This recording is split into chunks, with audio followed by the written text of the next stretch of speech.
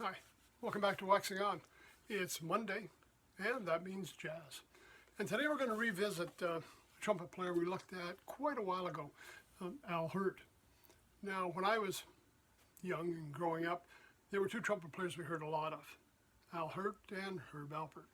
So when I started playing trumpet in the late 60s, early 70s, those were the two that I was listening to a lot. Certainly over the years, been exposed to a lot more trumpet players, but these guys are still some of the best. An album we did talk about Al Hirt, I think, quite a few episodes ago. We looked at the Live at Carnegie Hall album and one called Strutting Down Royal Street. Now, in my last acquisition that were donated to me, I've got an early Al Hirt album, which I just wanted to talk about today because it is so different from some of the others. And this is, I'm going to say, about 1963, early 60s for sure. An album called Honey in the Horn.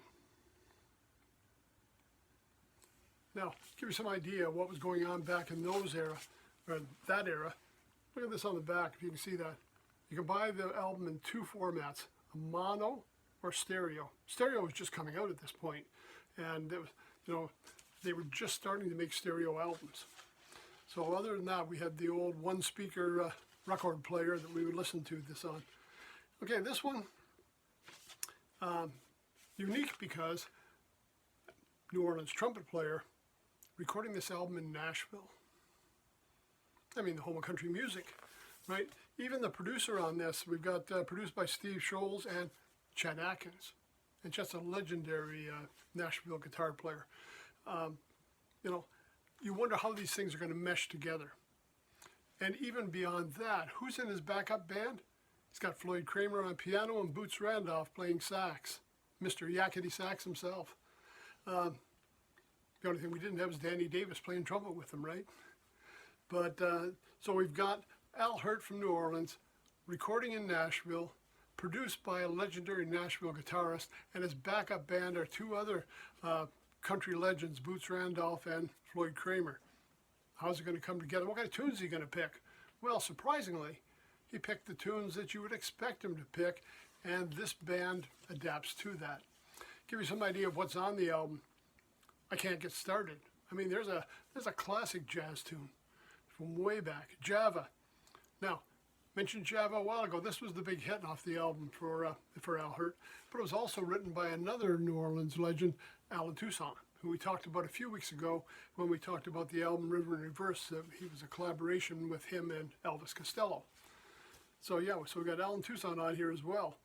Man with the Horn, Tansy, Night Theme, and Talking About the River.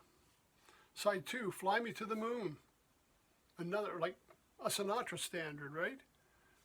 Doing it with all these Nashville players. To Be in Love, All De La, Malibu, Theme from a Dream, and I'm Moving On. So he's got some classic tunes that you would expect from Al Hirt. We've got some big band or old-time jazz tunes in there when we look at Can't Get Started and Fly Me to the Moon. We've got current hit, the Java one. This is the hit from the album. And that was getting a lot of airplay at this point. I mean, he was on AM radio. You'd see him on variety shows. Often on The Tonight Show, I remember seeing him. I remember one night he and Doc were kind of sparring with each other during one of the musical numbers they did. And two very excellent players, but two very, very different styles and two very, very different sounds. And to hear them playing together was just amazing. It was great to get this. Again, on album, I'd forgotten all about this one.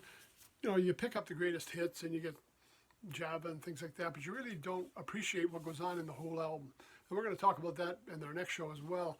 I often recommend greatest hits to people, but sometimes you need that continuity of the album to really appreciate what they're trying to put out there. And this one was unique because of the location, unique because of the producer, unique because of the backup band he had, and yet it really worked. So that's it for today. I'm pulling out an old one here, early 1960s, Al Hirt, Honey in the Horn. If you get a chance, check it out. Obviously, certainly streaming networks. If you're lucky enough to find a hard copy, beauty. Make sure you get your mono or your stereo worked out though, right guys?